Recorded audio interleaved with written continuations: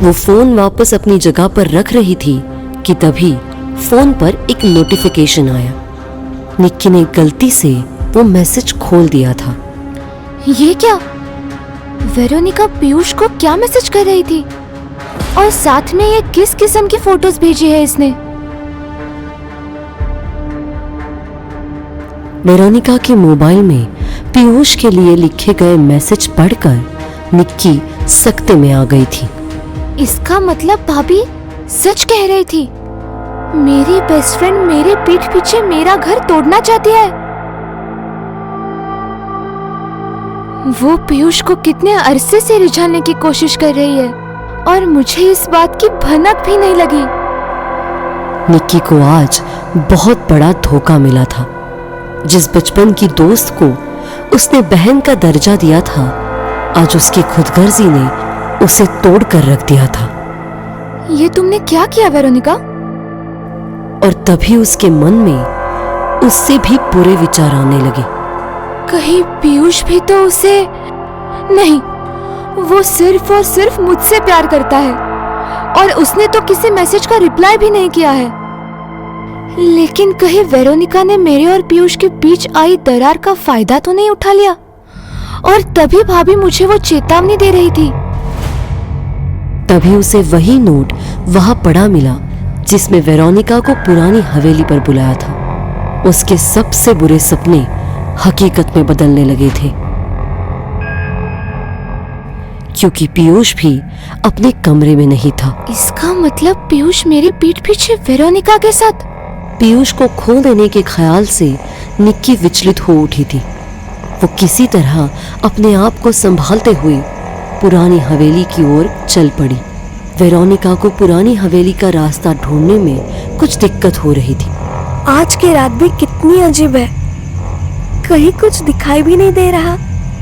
वो बगीचे से निकलकर हवेली के पिछले हिस्से में आई ही थी कि तभी उसके सामने पीयूष आ खड़ा हुआ। वेरोनिका, तो तुम आ गई? कैसे नहीं आती, तुमने जो बुलाया था।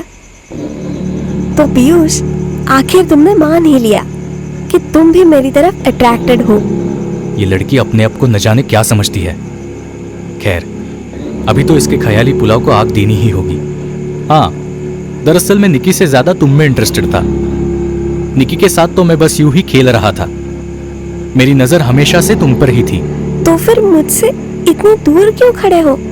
मेरे पास आओ ना। पीयूष अपने मन को शांत कर वेरोनिका के करीब आने ही वाला था कि तभी वाह पीयूष, क्या कमाल का काम किया है तुमने। और वेरोनिका तुम भी, मुझे विश्वास नहीं होता तुम दोनों इस हद तक गिर सकते हो।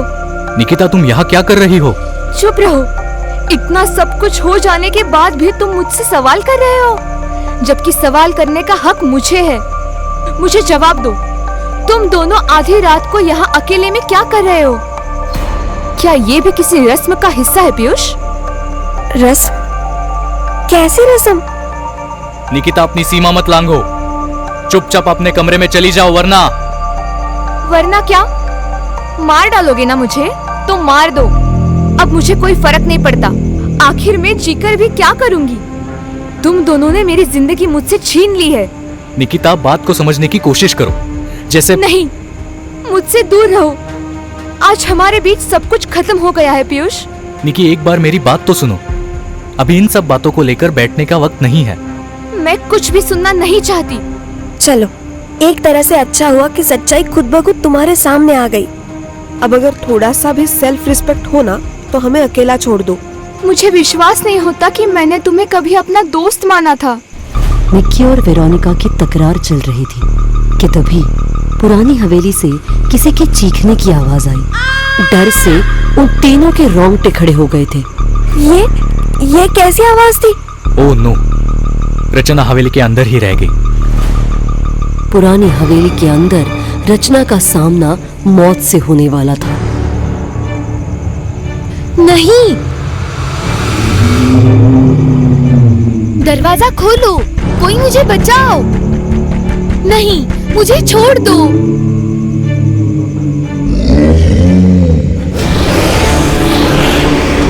नहीं, ये किसके चीखने की आवाज थी? पीयूष तो जैसे बुत बनकर खड़ा था। ऐसा लग रहा था जैसे उसे कोई गहरा सदमा पहुंचा हो। तभी वहां पर प्रतीक और राजा साहब आते हैं। क्या हुआ पीयूष, काम हुआ कि नहीं? वेरोनिका को देखकर राजा साहब को बड़ा धक्का लगा। ये लड़की यहाँ पर, तो फिर अंदर कौन है? पिताजी, वो अंदर रचना है। क्या? रचना? हाँ, एक भूल की वजह से वो अंदर बंद रह गई। पीयूष का जवाब सुन वो और भी आग बबूला हो गए थे। बस, अब हम और कुछ नहीं सुनना चाहते। भवानी सिंह, इस लड़की को यहाँ से ले जाओ। जी मालिक। क्या? नहीं, छोड़ दो मुझे। मैं इस राजघराने की होने वाली बहू हूँ। पीयूष! भवानी सिंह उसे घसीटता हुआ वहां से ले जा रहा था। नहीं। कहाँ ले जा रहे हो उसे? रुको। निकी, उसे कुछ नहीं होगा, तुम बस अब शांत हो जाओ। लेकिन रचना, चलिए, हमें रचना की मदद करनी है। लेकिन कोई अपनी जगह से नहीं हिला। क्या हुआ? आप सब यूं गुमसुम क्यों हो? रचना को अब कोई नहीं बचा सकता। ऐसा क्यों बोल रहे हो पीयूष? क्योंकि वो मर चुकी है निकिता। वो अब इस दुनिया में नहीं रही। नहीं, ये नहीं हो सकता। तुम झूठ बोल रहे हो। वो ठीक कह रहा है बहू। रचना के बचने की कोई उम्मीद नहीं है। वो अब हमारे बीच नहीं रही। तुम अपने कमरे में जाओ। आप लोग इतने सख्त दिल कैसे हो सकते हैं? मैं नहीं मानती कि रचना अब नहीं रही। आप लोगों में से कोई मेरी मदद करे ना करे, मैं उसे जरूर बचा लूंगी। रुको बहू, पुरानी हवेली में जाने से पहले ये तो जान लो कि उस दरवाजे के पीछे क्या है। हो सकता है यह जानने के बाद तुम अपना मन बदल लो। हरगिज नहीं। इस दरवाजे के पीछे ऐसा कुछ भी नहीं है जिससे मेरा मन बदल जाए। मैं रचना को बचा कर रहूंगी। निक्की धीरे धीरे हवेली के नजदीक जा रही थी। उसने तय कर लिया था कि वो रचना को बचा कर ही दम लेगी। पिताजी, रोकिए उसे।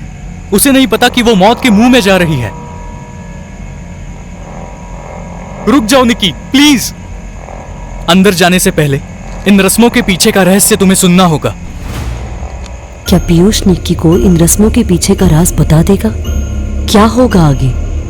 जानने के लिए जरूर देखें अगला एपिसोड और तुरंत करें चैनल को सब्सक्राइब।